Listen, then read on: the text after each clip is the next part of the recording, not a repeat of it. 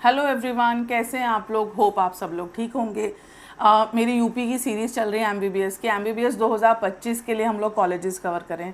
ये कॉलेजेस मैंने पहले भी कवर करे हुए हैं, बट आप लोगों को पता है कि हर साल चीज़ें चेंज होती है, फ़ीस चेंज होती है, कट ऑफ चेंज होती है, नई नई लेटेस्ट अपडेट्स आती हैं, तो उसके लिए हम लोग कवर करें। बहुत सारे कमेंट्स मेरे पास बच्चों के आ रहे हैं कि अलग अलग वीडियोस बनाने के लिए, बट मैं सारी वीडियोस कवर करूँगी, सारे स्टेट के कॉलेजेस कवर करूँगी।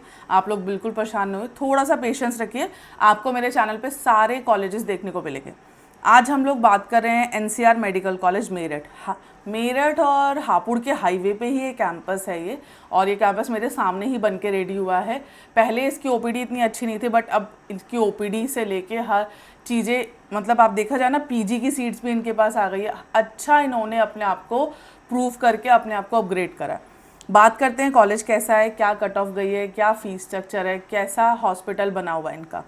तो वीडियो को पूरा एंड तक देखिएगा, स्किप मत कीजिएगा। NCR medical college national capital region institute of medical science run करते हैं। केएसडी चैरिटेबल ट्रस्ट है मेरठ की, वो लोग इसे रन करते हैं, और 2018 में ही ये बन के इस्टेब्लिश हुआ है।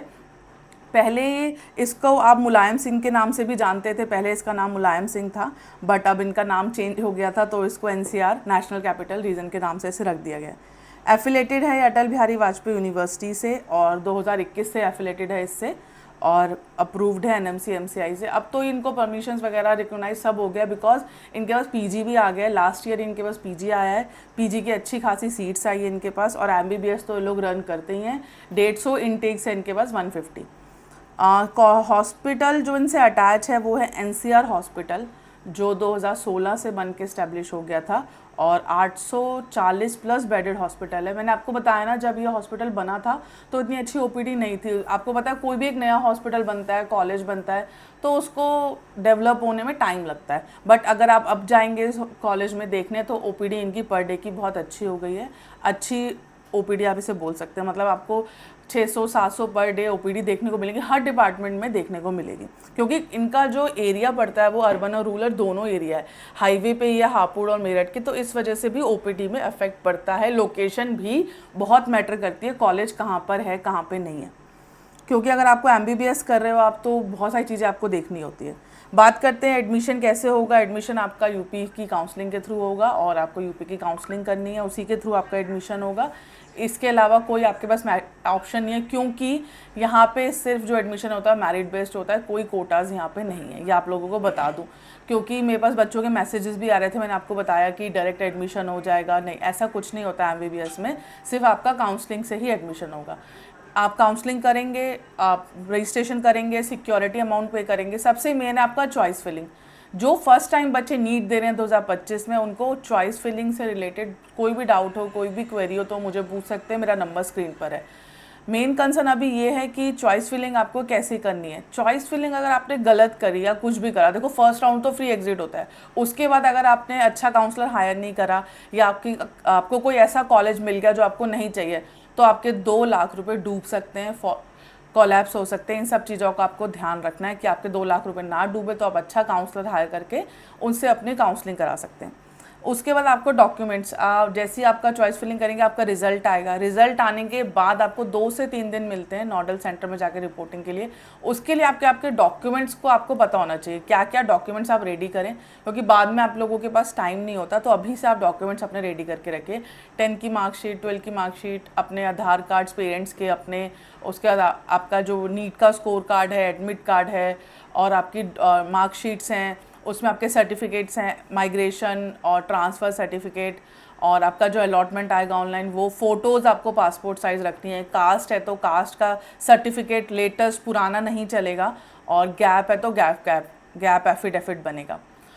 बात करते हैं फ़ीस स्ट्रक्चर क्या है यहाँ पे एनसीआर में। तो आप लोगों को, क्योंकि क्या होता है ना, यूपी एक ओपन स्टेट है, यहाँ पे आपको ऑल ओवर इंडिया का बच्चा मिलेगा यहाँ पे अपने लिए काउंसलिंग के लिए, क्योंकि ओपन स्टेट है। अगर जो बच्चों की स्कोरिंग अच्छी है तो उन लोगों को तो ईजिली कॉलेज मिल जाता है, क्योंकि फ़ीस स्ट्रक्चर बहुत कम है, 11-12 लाख रुपए फ़ीस है।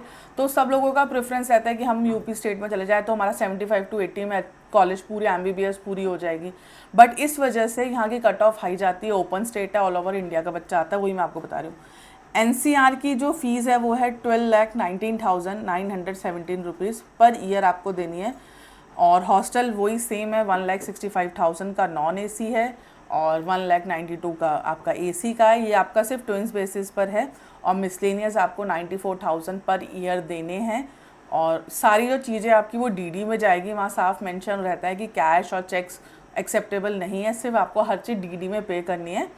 उसके बाद सिक्योरिटी जाती है 3 लाख रुपए जो रिफंडेबल होती है, और एग्ज़ामिनेशन चार्जेस जाते हैं जो आपके हर कॉलेज में जाते हैं पर ईयर। आप एग्ज़ाम्स दोगे तो चार्जेस तो आपको देने ही हैं। वो सब हिडन चार्जेस वगैरह जो बच्चे बोलते हैं, ऐसा कुछ नहीं है यहाँ पे। एग्ज़ामिनेशन चार्जेस जाएंगे। कट ऑफ आपको आइडिया दे देती हूँ, लास्ट ईयर क्या कट ऑफ गई थी और इस साल तक आपको क्या स्कोर जा सकता है इन कॉलेजेस के लिए, तो आपको ध्यान रखना है। लास्ट ईयर ये आपको 441 पे मिला है, 441 पे मिला है, और सेकेंड राउंड 511 पे मिला है। तो इस साल भी सेम रजिस्ट्रेशन हुए हैं बच्चों के जो लास्ट ईयर हुए थे, तो अप्रॉक्सीमेटली 450 प्लस ही, 460 प्लस ही इसकी कट ऑफ रहने वाली है। तो स्कोरिंग हमेशा यूपी में हाई रहता है, आपको पता है 350 से नीचे यूपी में कोई कॉलेज नहीं मिलता। तो जैसे लास्ट ईयर गया था, इस साल भी सेम ही रहने वाला है। तो अगर आपका स्कोर कम है, लो है, तो आपको अदर स्टेट्स के ऑप्शन भी लेने पड़ेंगे। उसके बाद कोई डाउट है, क्वेरी है, तो मेरा नंबर स्क्रीन पर है, आप मुझे कॉल कर सकते हैं, व्हाट्सअप कर सकते हैं, डायरेक्टली आप लोगों से कनेक्ट करूँगी।